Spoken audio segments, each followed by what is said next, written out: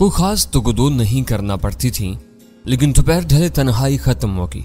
मुझे मालूम नहीं था कि शाहूगा के शाह सवार इतनी तेजी दिखाएंगे।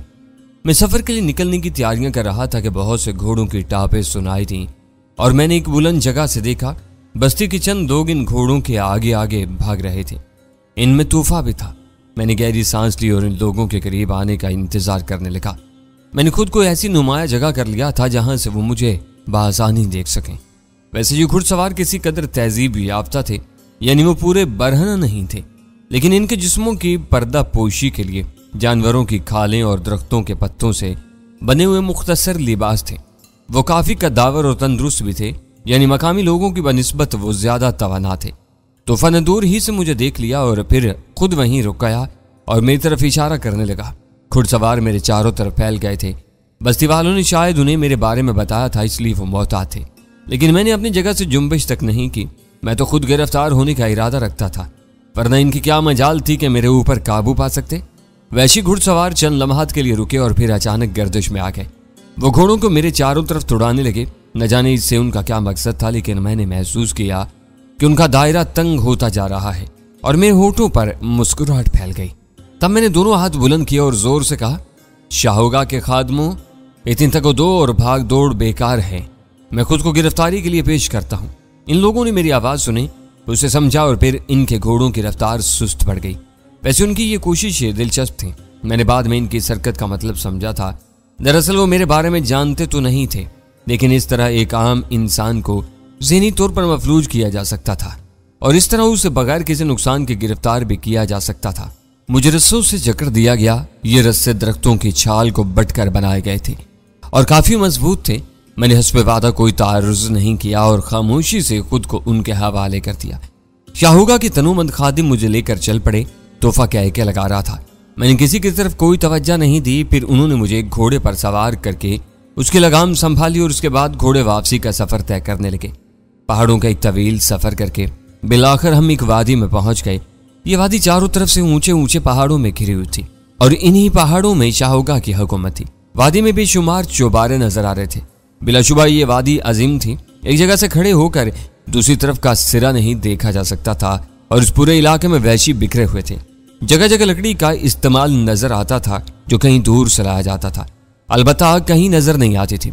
वादी के इन दरमियान एक पहाड़ी में बने हुए इंतहाई कुशादा थाने के करीब घोड़े रुक गए और तमाम सवार नीचे कूद गए। मुझे भी सहारा देकर नीचे उतारा गया। धाने पर बहुत से कद्दावर नौजवान मौजूद थे जो यकीनन मलका के पहरेदार थे। वैसे इस इलाके को देखकर इसे सही मानों में पहाड़ों की मलका कहा जा सकता था, क्योंकि यहाँ पहाड़ों और गारों के सिवा कुछ नहीं था। वो लोग मुझे लेकर अंदर दाखिल हो गए। वैसे रास्ते में अब भी उन्होंने मेरे साथ कोई बदसलूकी नहीं की थी। इतना कुशादा गार शायद पहले किसी ने न देखा हो। इसकी छत भी बेहद बुलंद थी। अंदर से बिल्कुल शफाफ थी और जगह जगह रोशनी के लिए सुराख किए गए थे, जिससे वहां रोशनी भी बहुत ज्यादा थी। फिर मुझे एक और जाली सुराख में पहुंचाया गया जिसके धाने पर लकड़ी की बेतरतीब सलाखें लगी हुई थी। गोया यह कैद खाना था। कैद खाने का दरवाजा बंद कर दिया गया। सुनो, मैं वापस जाने वालों को आवाज देने लगा और एक स्याफाम रुक गया। वो खतरनाक आंखों वाला मुआम्मिर शख्स था और उसने मेरी तरफ देखा और फिर चंद कदम आगे बढ़ाया। क्या बात है? उसने भारी आवाज में पूछा। मलका शाहूगा को मेरी गिरफ्तारी की इतला कब मिलेगी? उसे इतला मिल गई होगी। मैं इससे मिलना चाहता हूँ। तुम्हारे चाहने से क्या होता है? जब वो चाहेगी मुलाकात करेगी। उसने जवाब दिया। नहीं, उसे मेरा पैगाम दो। मैं इस कैद खाने में ज्यादा वक्त नहीं गुजारना चाहता और अगर मुझे ज्यादा देर तक यहाँ रखा गया तो मेरे अंदर ताउन और दोस्ती का जज्बा खत्म हो जाएगा। ये बात मैं मलका से कह दूंगा। उसने कहा, हाँ, अगर तुम्हारी ख्वाहिश पूरी ना हुई तो क्या होगा? मैं लकड़ी का यह दरवाजा उखाड़ कर फेंक दूंगा। बाहर निकलूंगा। जो मुझे रोकने की कोशिश करेगा उसे हलाक कर दूंगा। तुम लोगों को नुकसान पहुंचाऊंगा और फिर तुम्हारे घोड़े लेकर यहाँ से चला जाऊंगा। खतरनाक आंखों वाला चंद साथ मुझे देखता रहा, फिर कुछ कहे बगैर वापस पलटा और चला गया।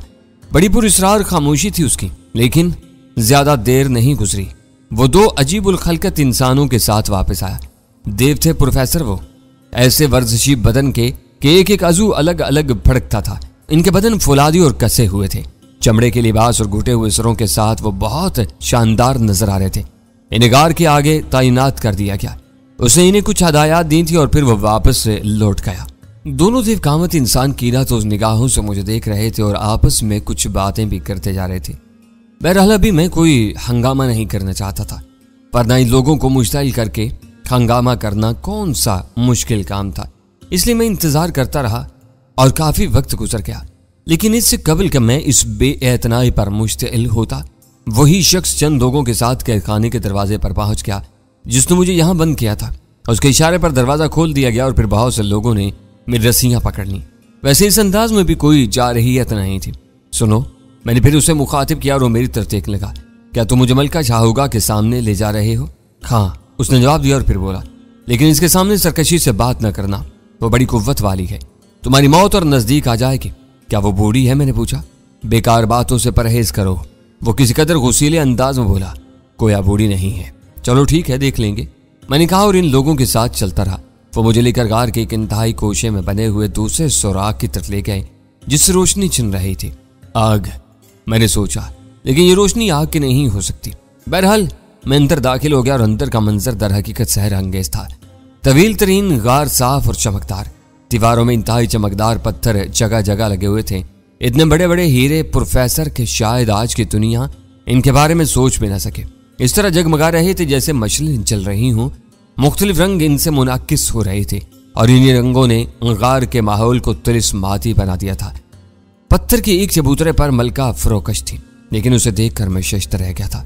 न जाने इस स्याही में ये सफेदी कहां से आ गई थी। हाँ, वह सुर्खो सफेद थी, हसीन नकूश की मालिक एक हसीन औरत जिसके बदन पर स्याह चीते की खाल का लिबास था। गर्दन में एक जिंदा सांप लटक रहा था और उसकी आंखें भी सांप की आंखों के मानित रोशन और चमकदार थीं।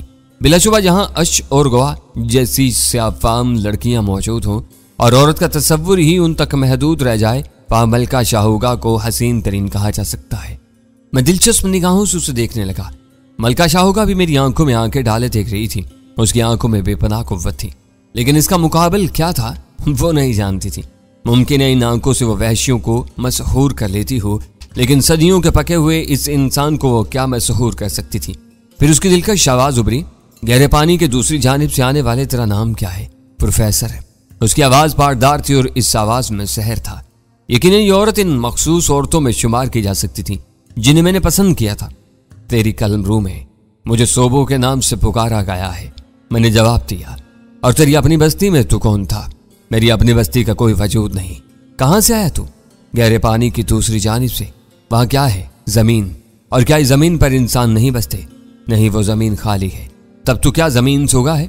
पौधों की मानित? यही समझ ले, मैंने बेबाकी से कहा। क्या तो अपनी जात को छुपाना चाहता है? उसने कहा। उसकी आवाज में ना तो नरमी थी, ना मजाक, ना ही किसी रहम का जज्बा और ना कोई लगावट। हाँ, उसमें तुर्शी जरूर थी। यह बात भी नहीं है मलका शाहूगा, ना ही तू हमारे हजूर झुका। गोया तू सरकश है, लेकिन हम तुझे बता देना जरूरी समझते हैं कि बड़े बड़े वहशी इंसान हमारे सामने सर खम कर देते हैं। क्या तेरे जलाल से या तेरे दबदबे से? यकीन कर मलका, तेरे दबदबे या जलाल का मेरे ऊपर कोई असर नहीं होगा। हाँ, तू हसीन है और मैं हुस्न का पुजारी।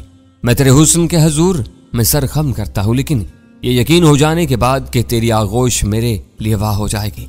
और मेरे इन अल्फाज पर वो शोला जवाला बन गए। उसका चेहरा अंगारे की माने दहक उठा। तब उसने सर्द और खूंखार आवाज में कहा, और ये भी सुन, हमने गुस्ताखों को इतनी अजियतनाक मौत दी है कि इनकी रूहें आज भी पहाड़ों में चीखती फिरती हैं और इनके लिए रोने वाले आज तक रोते हैं। यह भी अच्छा है कि मेरे लिए रोने वाला कोई नहीं है, इसलिए मेरी यह गुस्ताखी जारी रहेगी। हम सरों को झुकाना जानते हैं, हम जुबानों को सच बोलने पर आमादा कर सकते हैं। जानता है कैसे? उसने गजबनाक लहजे में कहा। जानना चाहता हूं, मैंने कहा। तो हमारी आंखों में देख, हमारे और नजदीक आ जा, उसने कहा और मैं चंद कदम आगे बढ़ाया। करीब से वो कुछ और हसीन नजर आ रही थी। मैं उसकी स्याह हसीन आंखों में देखने लगा और प्रोफेसर, उसकी आंखों से चिंगारियों की फवारें निकलने लगी। माहौल एकदम खुनक हो गया था। यह अजीबोगरीब नजरी कुव्वत थी। मैंने उसे दिलचस्पी से देखा, महसूस किया। तब उसकी आवाज सांप की तरह पुनकारी। क्या नाम है तेरा?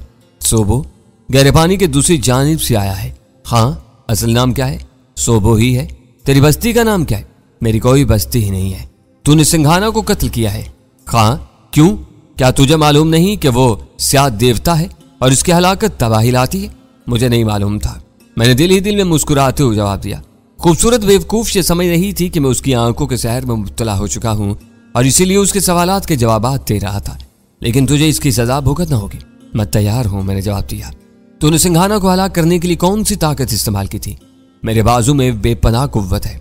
ओह, हम तेरी ताकत के तिलिस्म को चूर चूर कर देंगे और आ गया। तू हमारे सामने नहीं झुका, ले हमारे पैरों के तलवे चाट। उसने कहा और मैं सहर ज़दा सा आगे बढ़ गया। मेरी आंखें उसकी आंखों में बवस थीं और उसके होठों पर कामरानी की मुस्कुराहट थी। तब मैं उसके बिल्कुल नजदीक पहुंच गया। उसने अपने दूध के मानित गोरे पांव आगे कर दिए और सब ने एक निगाह उन पैरों को देखा। फिर मैं झुका और दूसरे लम्हे मैंने उसे गिरफ्त में ले लिया। उसके वहमो गुमान में भी ये बात नहीं थी कि मैं ऐसी कोई हरकत करूंगा, इसलिए वो तैयार न थी। फिर वो खुद को मेरी गिरफ्त से छुड़ाने की कोशिश करने लगी। उसने अपने लंबे लंबे नाखूनों से मुझे जख्मी करने की कोशिश की, लेकिन उसकी कोई भी कोशिश उससे मेरे तवील बोसे से न बचा सकी। फिर मैं बड़े एहतराम से पीछे हट गया। गुस्से से उसकी बुरी हालत थी। मैंने मुस्कुराते हुए कहा, तेरे पैरों की बनिस्बत मुझे तेरे होंठ पसंद थे, सो मैंने इन्हें चूम लिया। बाकी रहे मेरी जात पर तेरी फतेह की बात तो मैं नाकाबिले शिकस्त हूँ। जो जमीन पर मुझ पर फतेह पाने वाले मौजूद नहीं हैं, खातिरा हुस्न मुझे मुतासिर करता है। और अगर तू मेरा ताउन चाहती है तो मुझे अपनी मोहब्बत के जाल में गिरफ्तार कर। सालाओ, मलका वहशाना अंदाज में चीखी और दो तवाना आदमी दौड़ते हुए अंदर आ गए। ले जाओ इसे। वो हल्क फाड़ कर चीखी और दोनों पहलवान से आफाम मुझ पर फिल पड़े। इन्होंने मेरी रस्सियां पकड़ी जो मेरे बदन पर लिपटी हुई थी। मेरे बदन में सांस भरी और उसे फुलाने लगा। चंद ही साथ के बाद रस्सियां जोरदार आवाज के साथ टूट गईं और दोनों से आफाम एक दूसरे का मुंह देखने लगे। बल्कि मलका भी चंद साथ के लिए हैरान रह गई, लेकिन उसके गुस्से ने उसे न ज्यादा सोचने दिया और उसने वैश्यों को हुक्म दिया कि मुझे हर कीमत पर गिरफ्तार कर लिया जाए। चुनाचे घुराते हुए मुझ पर लपके, लेकिन मेरे एक घोंसे ने इनमें से एक को जमीन पर लिटा दिया और दूसरे को मैंने बाजू में दबोच लिया। फिर मैं उसे घुमाने लगा और फिर एकदम छोड़ दिया। वह बुरी तरह एक दीवार से टकराया था और फिर मैं लपक कर उसके करीब पहुंच गया। मलका ने अपनी जगह से छलांग लगाने की कोशिश की थी, लेकिन मैंने उसे पकड़ लिया। इस दौरान वो शदीद जिद्दोजहद कर रही थी। फिर मैंने उसे छोड़ते हुए कहा, अब तू अपने चूहों को बुला ले, मैं खुद को उनके हवाले कर दूंगा। लेकिन चूहे खुद भी काफी मुस्तद थे और वो खुद ही अंदर घुस आए थे और उनकी तादाद भी काफी थी। मलका मेरी तरह गौर्रा रही थी। बहरहाल अब मैंने जिद्दोजहद नहीं की और खुद को गिरफ्तार करा दिया। मेरी वही हिस्स बेदार हो गई थी जो शुमानों को काबू करने के सिलसिले में जागती थी। मैं उसे भी जिच करना चाहता था। मलका ने मेरे बारे में हदायत जारी की और मुझे गिरफ्तार करने वाले इसी कैद खाने में ले गए। इस बार मेरे ऊपर पहरा सख्त कर दिया गया था और वैशी आपस में चहमगोइयां कर रहे थे। वो मुझे कीनातोज निगाहों से देख रहे थे। फिर वो दोनों लंबे आदमी भी आ गए जिन्हें पहले मेरे ऊपर तैनात किया गया था। वैशियों में गैसो गजब बढ़ता जा रहा था और इनकी आवाजें खूनखार होती जा रही थी।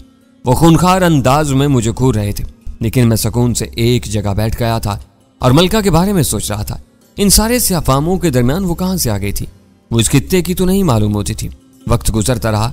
अब वैशियों का हजूम कम हो गया था और फिर सिर्फ इन लंबे आदमियों और चंद दूसरे वैशियों के सिवा वहां कोई न रहा। मैं सुकून से लेट गया था। मुझे अभी तक यहाँ कुछ खाने को नहीं दिया गया था। रात के न जाने कौन से हिस्से में मुझ पर गानूदगी तारी होगी और फिर पूरी तरह रोशनी भी नहीं हुई थी कि शोर व गुल शुरू हो गया। शायद वैशी सुबह जल्द जाग जाते थे। मेरे कैद खाने के सामने अब भी हजूम था। इस हजूम में वो दोनों लंबे आदमी भी मौजूद थे। हजूम तरह तरह की बातें कर रहा था। मैं लकड़ी के कटहरे के नजदीक आ खड़ा हुआ और मेरे इस तरह आने से वो अचानक खामोश हो गए। इधर आओ, मैंने उनमें से एक को इशारा किया, लेकिन उसने मेरी बात न मानी और दूर खड़ा मुझे घूरता रहा। क्यों शोर मचा रहे हो तुम लोग, मैंने टपट कर पूछा। अभी थोड़ी देर में तुम्हारी जुबान हमेशा के लिए खामोश हो जाएगी, उस शख्स ने मुझे घूंसा दिखाते हुए कहा। ओह क्या वाकई, मैंने मुस्कुराते हुए कहा। देख लोगे, सिर्फ थोड़ी देर बाकी है। सूरज की पहली किरण तुम्हारी मौत का पैगाम लेकर आएगी।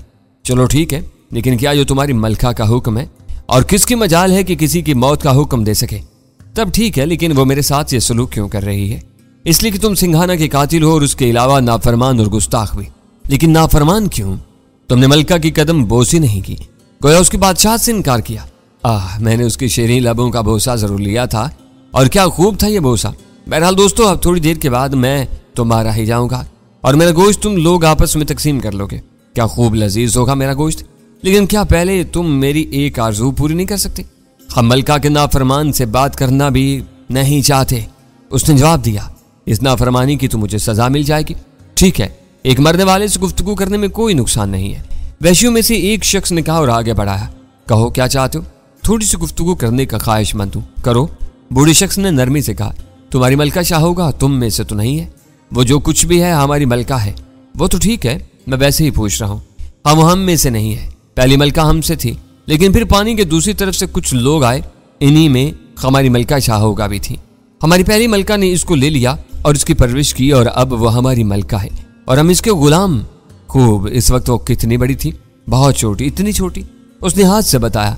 ओह तब ठीक है। क्या वो गोश्त खाती है? मेरा मतलब है इंसानी गोश्त। क्यों नहीं? वाह आदम खोर हसीना लेकिन खूब है। बहरहाल इससे भी निमट लिया जाएगा। मैंने गहरी सांस लेकर कहा। और कुछ पूछना चाहते हो? नहीं, बस बाकी किसी चीज की मुझे परवाह नहीं है। हाँ, अब अगर तुम चाहो तो तुम्हारी मालूमात के लिए कुछ कह दूं, काम आएगा। मैंने कहा क्या मतलब है? क्या मलका ने मुझे हलाक करने का हुक्म दिया है? हाँ, क्योंकि तुम सिंघाना के कातिल और गुस्ताख हो। सिंघाना के कातिल को हलाक करके हम इस तबाही को टालना चाहते हैं जो हमारी बस्तियों पर आएगी, लेकिन तुम्हारी मलका मुझे कत्ल नहीं कर सकेगी। क्यों?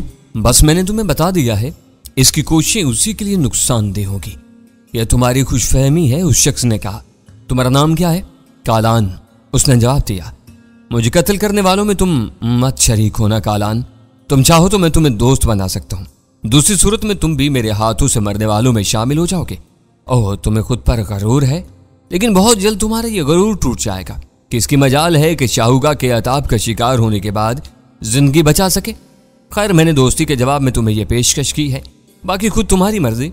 मैंने जवाब दिया और खामोश हो गया।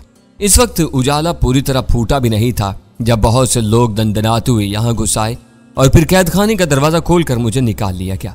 अगर मैं चाहता तो खेल यहीं से शुरू कर सकता था, लेकिन जल्दी भी क्या थी, इसलिए मैंने उन लोगों से ताउन किया और इनके साथ चल पड़ा। जिस जगह मुझे ले जाया गया वो ज्यादा दूर नहीं थी, एक पहाड़ का अंदरूनी हिस्सा था, लेकिन यह पहाड़ एक गोल प्याले की मानी था। चारों तरफ दीवारें, दरमियान में सपाट जगह जिसमें सुराग थे।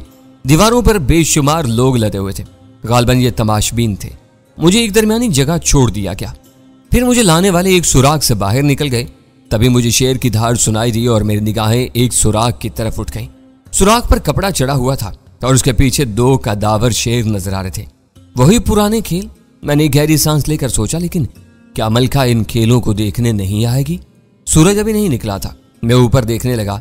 फिर मैंने वैश्यों की बिनबनाहटें सुनी और मेरी नजर एक चट्टान की तरफ उठ गई। मेरा अंदाजा दुरुस्त था, मलका ही आई थी। हालांकि रात की स्याही खत्म हो गई थी और अब चेहरे साफ नजर आ रहे थे, लेकिन स्याह रूह अब भी तारीकी फैलाए हुए थे और उन तारीक चेहरों के दरमियान मलका बेहद हसीन नजर आ रही थी। मैंने उसे देखा। इत्तेफाक से उसकी निगाहें मेरी तरफ ही थी। मेरे होठों पर मुस्कुराहट फैल गई और मलका के चेहरे पर गरूर और नखूद की लकीरें। फिर वो बैठ गई और मैंने चीख कर उसे मुखातिब किया। मलका शाहूगा, मुझे यहाँ क्यों लाया गया है? चंद साथ खामोशी रही। फिर ऊपर से किसी ने कहा, इसलिए कि तू मलका का नाफरमान और सिंघाना का कातिल है। मैंने ये सवाल मलका से किया था। मैं मलका के हुक्म पर तुझे जवाब दे रहा हूं। फिर अब मेरे साथ क्या सलूक किया जाएगा? मलका की नाफरमानी की सजा मिलेगी तुझे हलाक किया जाएगा और इसके बाद तेरा गोश्त इन भूखे शेरों को खिला दिया जाएगा। ऊपर से जवाब मिला। तब मलका के पैगाम पर, मलका को मेरा पैगाम भी दे दो, मैं पानी के दूसरी जानिब का अजनबी। तुम्हारी मलका से कहता हूं कि मेरी दुश्मनी मोल न ले, वरना इसे सख्त नुकसान उठाना पड़ेगा। वो मुझे सिर्फ मोहब्बत की निगाह से जेर कर सकती है, दूसरा कोई तरीका नहीं कि वो मुझे हलाक कर सके। और गुस्ताख और बदजुबान, तू मर रहा है। अगर मौत से बदतर कोई सजा होती तो तुझे मलका के साथ गुस्ताखी पर दी जा सकती थी, लेकिन तुझे पता चल जाएगा। और इस शख्स की बात खत्म बिना हुई थी कि किसी बुलंदी से वही दोनों देव कामत कूद पड़े जो मेरे निगरान बनाए गए थे। उनके हाथों में चमकदार लकड़ी के भाले थे। वो अजीब वहशाना अंदाज में उछलने लगे। तब मैंने समझा कि मलका मसाहलियत की जुबान नहीं समझती। इससे ताकत की जुबान में बात करना मुनासिब है। यह फैसला करने के बाद मैं तैयार हो गया, लेकिन उसके साथ ही मैंने एक और फैसला भी किया था कि लंबा खेल नहीं खेलूंगा, बल्कि जल्द से जल्द मलका का हौसला पस्त कर दूंगा। वो दोनों वहशाना अंदाज में नेज़े हिला रहे थे, उछल कूद कर रहे थे। शायद उन्हें सूरज की पहली किरण का इंतजार था और फिर यूं ही सूरज की पहली किरण नमूदार हुई और फिर कहीं लकड़ी के नए बजाए जाने लगे। इसके साथ ही दोनों खूनखार आदमी वहशी दरिंदों की तरह मेरी तरफ लपके। इनके लंबे नेज़े मेरे बदन में पवस्त होने के लिए आगे बढ़े और मैंने इंतहाई महारत से उन्हें झुकाई देकर इनके नेज़ों पर हाथ डाल दिए और फिर मैंने इन नेज़ों को खौफनाक झटके दिए और दोनों नेज़े उन लोगों के हाथों से निकाल लिए। फिर मैंने दोनों नेज़ों को पलटा और इन्हें सीधा करके इन दोनों के सीनों में भोंक दिया। नेज़े पूरी कुव्वत से उनके सीनों में दाखिल हुए और दूसरी तरफ निकल गए। ये सब कुछ इतनी फुर्ती से हुआ था कि खुद मरने वाले भी हैरान रह गए थे। वैश्यों के हल्क से तेज आवाजें निकली और वो साकत हो गए। बिल्कुल खामोशी छा गई थी। मलका शाहूगा, अब मेरे ऊपर खून सवार हो गया है, जल्दी दूसरे कोशिश कर वरना मैं इन लोगों पर फिर पड़ूंगा, मैंने चीख कर कहा। इस बार तकरीबन 15 खतरनाक से अफाम आदमी मुख्तलिफ समतों से कूदे। इनके हाथों में भी वैसे ही नेज़े थे और इन्होंने आते ही मेरे ऊपर ताबड़तोड़ हमले कर दिए। इस बार सबको नहीं संभाल सका था, लेकिन एक एक करके, दो दो करके बिलाकर मैंने उनका सफाया कर दिया। इनके नेज़े मेरे बदन पर पड़े थे, लेकिन जाहिर है मुझे कोई नुकसान न पहुंच सका। और अब 17 लाशें मेरे सामने पड़ी थी। ऊपर हंगामा था। लोग अब मलका को भूल कर चीख रहे थे। वो खौफसदा थे। मलका शाहूगाह, मैं इंतजार कर रहा हूं, जल्दी भेज, मैंने कहा। और इस बार शेरों का कटहरा खुल गया था।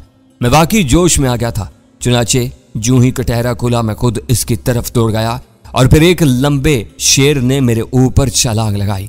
इसकी छलांग से बचने की चंदा जरूरत न थी, अलबत्ता मैं झुक गया और फिर मैंने शेर को जमीन पर पहुंचने से कबल ही दबोच लिया। मैंने उसकी दोनों टांगे पकड़ी और उन पर अपने बाजू की कुव्वत सर्फ की।